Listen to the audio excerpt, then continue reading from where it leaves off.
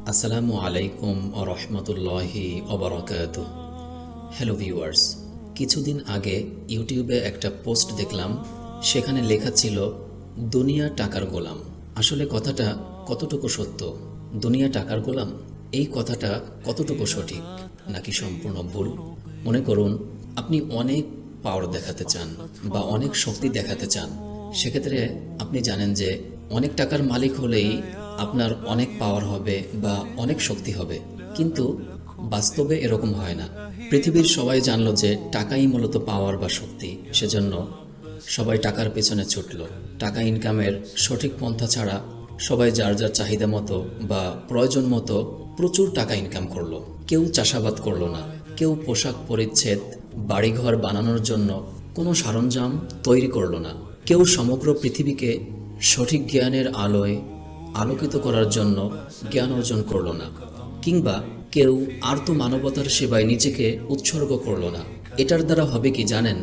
প্রকৃত বা আসল খাবারের অভাব পড়ে যাবে। খাবার, পোশাক পরিচ্ছদ, ঘরবাড়ি ছাড়া মানুষ অসুস্থ হয়ে পড়বে। কেননা সবাই তো টাকার পিছনে ছুটেছে। সবাই জানে যে টাকা হলেই সব হয়। এমনকি দুনিয়াটাকে টাকার গোলাম বানিয়ে ফেলেছে। কেউ তো আর আল্লাহর কোরআনের বিধান মেনে তার উপাসনার পরে জমিনে ছড়িয়ে পড়েনি যে সে চাষাবাদ করে খেতে ফসল ফলিয়ে অন্ন বস্ত্রের ব্যবস্থা করবে, কিংবা আল্লাহর দেওয়া মাটি দিয়ে ইট তৈরি করে বিল্ডিং বানাবে। এটা তো কেউ করেনি। সবাই তো টাকার পিছনে ছুটেছে, কেননা সবাই জানে যে টাকা হলেই সব হয়। এজন্য পৃথিবীর সবাই টাকা ইনকাম করেছে। যে কাজে প্রকৃত রিজিক নিহিত, সেই কাজগুলো কেউ করেনি। এখন আপনি তো বলবেন যে টাকা হলেই অন্যান্য সবকিছু পাওয়া যায়। আরে ভাই, আপনি পাবেন কোথায়? পৃথিবীর সবাই তো টাকার পিছনে ছুটেছে, কেউ তো আর চাষাবাদ করেনি। শুধু কাগজ দিয়ে আপনি কি করবেন? শুধু কাগজ কি আপনি পেটে ঢুকাতে পারবেন? টাকা শুধু কাগজ মাত্র, টাকা কিছুই না। কিন্তু আমরা টাকাকে দামি সম্পদ বানিয়ে ফেলেছি, যে কারণে অনেক মানুষ আছে যারা অবৈধ পথে টাকা ইনকাম করে। আসল কথা হলো, খাদ্য খাবার ছাড়া পৃথিবীতে বেঁচে থাকা সম্ভব নয়। দামি সম্পদের মধ্যে আরেকটি দামি সম্পদ হলো সুস্বাস্থ্য। আর সুস্বাস্থ্য তৈরি হয় ভালো খাবার থেকে। শরীর বা স্বাস্থ্য যদি সুস্থ না থাকে, আপনার সামনে টাকার পাহাড় বা স্বর্ণের পাহাড় থাকলেও সেটা আপনার কাছে দামি কিছু মনে হবে না। টাকা ছাড়া পৃথিবীতে বেঁচে থাকা সম্ভব, কিন্তু মানুষের নিত্য প্রয়োজনীয় জিনিস যেমন ভাত, মাছ, গোশ, ডিম, দুধ, এক কথায় মাটি ও পানি থেকে যা কিছু পাওয়া যায়, এগুলো ছাড়া পৃথিবীতে বেঁচে থাকা সম্ভব নয়। ছোট্ট একটি মজার গল্প বললে খুব সহজে আপনারা বুঝতে পারবেন যে প্রকৃত সম্পদ কোনগুলো। গল্পটি অনেক মজার এবং শিক্ষণীয়। চলুন আমরা গল্পটি শুরু করি। ছোট্ট একটি গ্রাম, গ্রামটির নাম কৃষিনগর। এই গ্রামে বসবাস করে অনেক শ্রমজীবী মানুষ, যারা রাতের বেলা এশার নামাজ পড়ে ঘুমাতে যায়, আবার ফজরের আজান শুনে তাদের ঘুম ভাঙে। সকালে পান্তা ভাত খেয়ে গরু নিয়ে হাল চাষ করতে যায়। চাষ করতে করতে হাতে ঘড়ি নেই, সূর্যের দিকে তাকিয়ে দেখে সূর্য পড়ন্ত। জোহরের রক্ত হয়ে গেছে। কাদা পানি দিয়ে কোনো রকম অজু করে কোমরের গামছা খুলে মাথায় বেঁধে জমিনের আইলের উপরে দাঁড়িয়ে এই গ্রামের কৃষকরা আল্লাহকে সেজদা দেয়। কৃষিনগর এই গ্রামটির মাঝ দিয়ে বয়ে গেছে ছোট্ট একটি নদী। নদীর দুপাশে রাস্তা, উঁচু নিচু পথ। রাস্তা দুটিকে সুন্দর করে ফুটিয়ে তুলেছে খেজুর আর তাল গাছের সবুজ পাতা। গ্রামের এই রাস্তা দুটি গিয়ে মিশেছে একটি শহরের সাথে। শহরটির নাম টাকার শহর। এটা এমন একটি শহর, এখানকার যত মানুষ আছে তারা টাকা ছাড়া কিছুই বোঝে না। রাত দিন 24 ঘন্টা সবাই টাকার পিছনে ছুটছে, যে কারণে এই শহরটির নাম হয়েছে টাকার শহর। শহরটির চারপাশ জুড়েই ছিল কৃষিনগর গ্রাম। গ্রামের গরিব কৃষকদের যে সকল ছেলেমেয়েরা উচ্চশিক্ষার জন্য টাকার শহরে যেত, তাদেরকে স্কুল, কলেজ, ইউনিভার্সিটিতে ভর্তি নেওয়া হতো না। কেননা তাদের তো আর পর্যাপ্ত পরিমাণ কাগজের টাকা নেই, যে কারণে গ্রামের গরিব কৃষকদের ছেলেমেয়েরা শহরের উচ্চশিক্ষার সুযোগ পেত না। এক পর্যায়ে এই কৃষিনগর গ্রামের কৃষকদের সাথে টাকার শহরের এক বড় যুদ্ধ লেগে গেল। গ্রামের সাথে শহরের যুদ্ধ চলছে তো চলছে, কোনো থামাথামি নেই। যুদ্ধের কারণে কৃষিনগর গ্রাম থেকে সকল খাদ্য সামগ্রী আসা বন্ধ হয়ে গেল। টাকার শহরের সকল খাদ্য সামগ্রী শেষ হয়ে গেল। আছে শুধু টাকা আর টাকা। শহরের সবাই জানতো টাকা থাকলেই সব হয়, তাই তারা সবসময় টাকার পেছনে ছুটত, যে কারণে শহরের নাম হয়েছিল টাকার শহর। কৃষিনগর গ্রাম থেকে খাদ্য সামগ্রী আসা বন্ধ।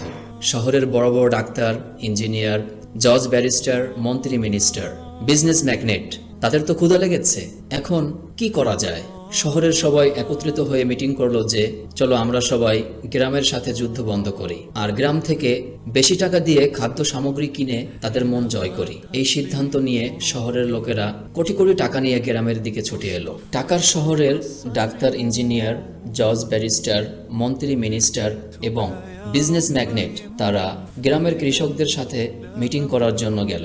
কেননা পেটে তো আর ভাত নাই। পেটে ভাত না থাকলে বা খাদ্য খাবার না থাকলে কোনো কিছুতেই আর কাজ হয় না। সেজন্য শহরের লোকেরা কোটি কোটি টাকার বান্ডিল গ্রামের কৃষকদের হাতে দিয়ে খাদ্য সামগ্রী চাইল আর বলল চলুন আমরা সবাই যুদ্ধ বিদ্রোহ ভুলে যাই। তখন গ্রামের কৃষকরা সবাই বলে উঠল, এই কাগজের বান্ডিল দিয়ে আমরা কি করব?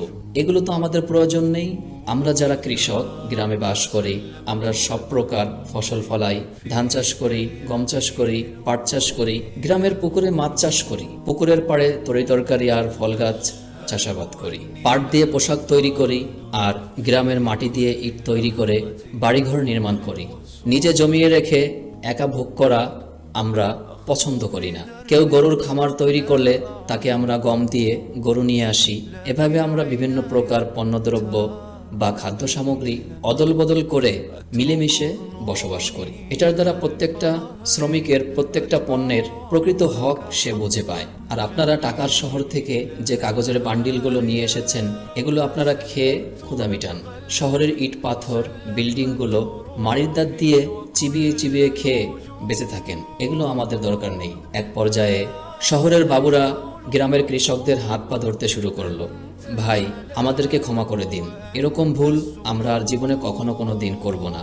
তখন গ্রামের কৃষকরা বলল, ক্ষমা করতে পারি এক শর্তে, যদি আমাদের কৃষকদের ছেলেমেয়েরা শহরের স্কুল, কলেজ, ইউনিভার্সিটিতে ফ্রিতে ভর্তি হতে পারে এবং ফ্রিতে সম্পূর্ণ পড়ালেখা শেষ করতে পারে, তাহলে আমরা আপনাদেরকে ক্ষমা করতে পারি। শহরের বাবুরা গ্রামের সকল কৃষকদের সকল শর্ত মেনে নিয়ে তৃপ্তি সহকারে গ্রাম থেকে পেট ভরে খেয়ে আবার শহরের দিকে রওনা করলো। এখন আপনারা একটি বিষয় চিন্তা করুন, ওই মুহূর্তে যদি গ্রামের কৃষকরা শহরের লোকদেরকে খাবার না দিত তাহলে শহরের সকল মানুষকে না খেয়ে মরতে হতো।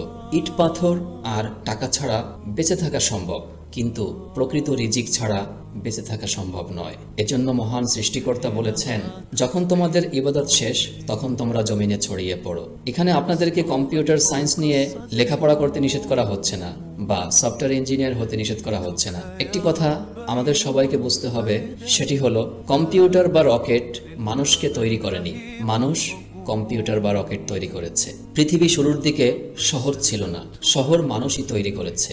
আর টাকা মানুষকে তৈরি করেনি, মানুষ টাকা তৈরি করেছে। তাহলে এবার আপনারা বলুন তো, দুনিয়া টাকার গোলাম নাকি টাকা দুনিয়ার গোলাম?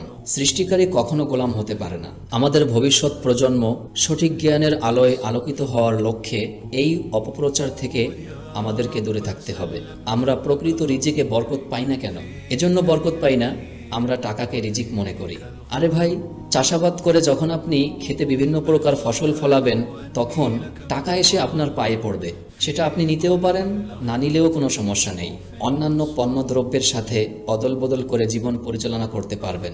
প্রকৃত রিজিকের পিছনে পরিশ্রম না করে যদি আপনি ধান্দাবাজি করে টাকা ইনকাম করেন, ওই টাকায় কখনোই আপনাকে সুখী করতে পারবে না। একটা কথা আপনারা চিরকাল মনে রাখবেন, এই পৃথিবীতে আমরা যা কিছুই উপার্জন করি সব কিছুই আমাদের নিজেদের সুখের জন্যই করি। সেই সুখ চলে যায় কখন জানেন? যখন আমরা অবৈধ পথে শুধু টাকার পিছনে ছুটেই টাকা ইনকাম করি। আমাদের সবাইকে শুধু টাকার পিছনে না ছুটে প্রকৃত রিজিকের পিছনে ছুটতে হবে। যখন আমরা প্রকৃত রিজিকের পিছনে ছুটব তখন আমাদের সকলের কপাল খুলে যাবে, ভাগ্য খুলে যাবে এবং অফুরন্ত শান্তি সুখের সোনালী দিন আমরা গড়তে পারবো ইনশাআল্লাহ। আসসালামু আলাইকুম ওয়া রাহমাতুল্লাহি ওয়া বারাকাতুহু।